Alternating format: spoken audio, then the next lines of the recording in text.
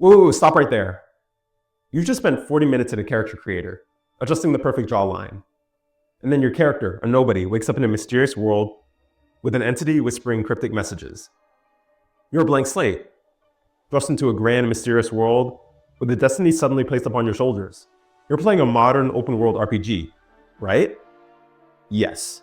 But you've also perfectly described the standard opening of 90% of all Isekai anime. Isekai, or quote-unquote different world, is the ultimate power fantasy, escaping the mundane for a fantastical adventure. Today we're arguing that the most successful open-world RPGs aren't just fantasy games.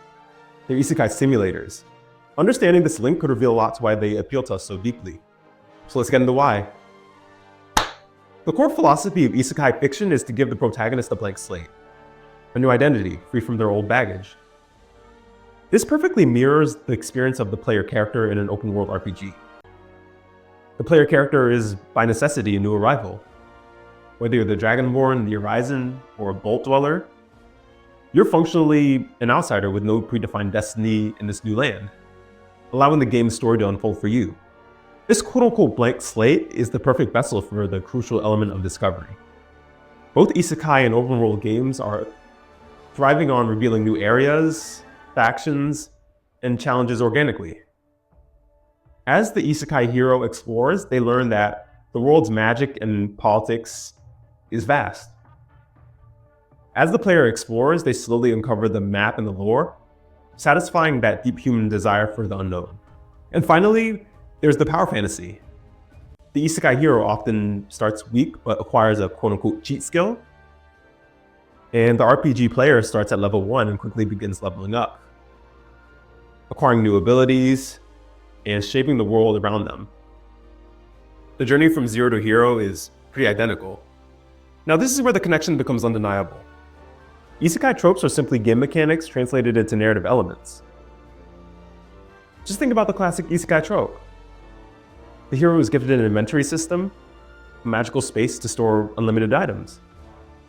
In an RPG, that's your persistent, universally accessible storage and crafting menu.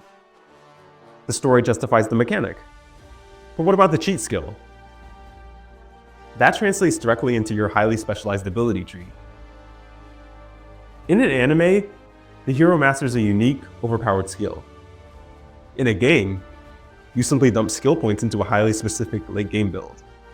In the communal structure, the quote-unquote adventurer's quest board or quote-unquote guild system from every fantasy isekai, that's your side quest hub, your bounty board, and the faction allegiance menu in every single RPG, providing structured goals in a chaotic world.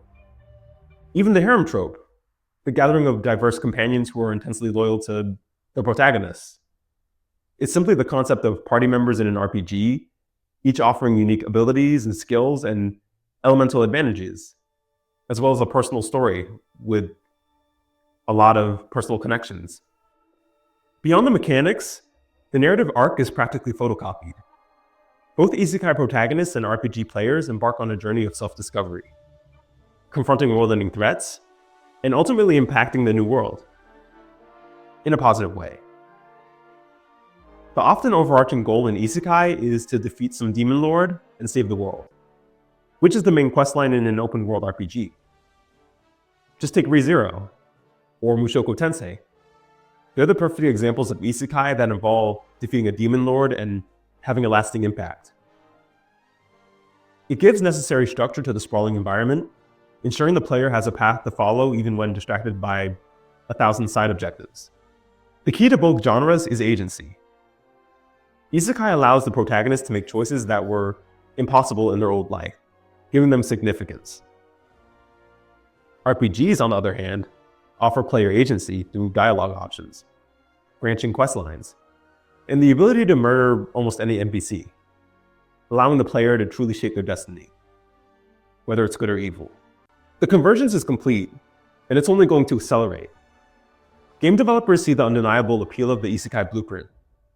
It efficiently justifies every mechanical system necessary for an RPG. We see this in recent titles. Dragon's Dogma 2, with its focus on the Horizon, a destined outsider, and the pawn system, loyal multi-world companions. It feels incredibly Isekai inspired. Palworld, with its focus on waking up in a strange new land and immediately needing to master the survival and creature systems, perfectly encapsulating the survival isekai subgenre. But I predict future open-world RPGs will lean even harder into isekai's meta-awareness. We might see protagonists explicitly acknowledging the game-like rules of the world, or systems that directly reflect the past lives' knowledge, further blurring the line between the player and the protagonist. The isekai invasion is here to stay, not because it's lazy, but because it's the most effective, most satisfying formula for giving us the escapism we crave. It's the perfect marriage of game mechanics and wishful fulfillment fantasy. What do you think? Which open-world RPG feels like an isekai to you?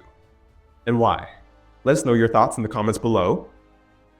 Also, if you haven't already, don't forget to watch my recent video on how gaming lore influences anime world building. Take a look at that one. And if you enjoyed this breakdown, please hit that like and subscribe button. And thanks for watching. I'll see you on the next step of our journey. Take care.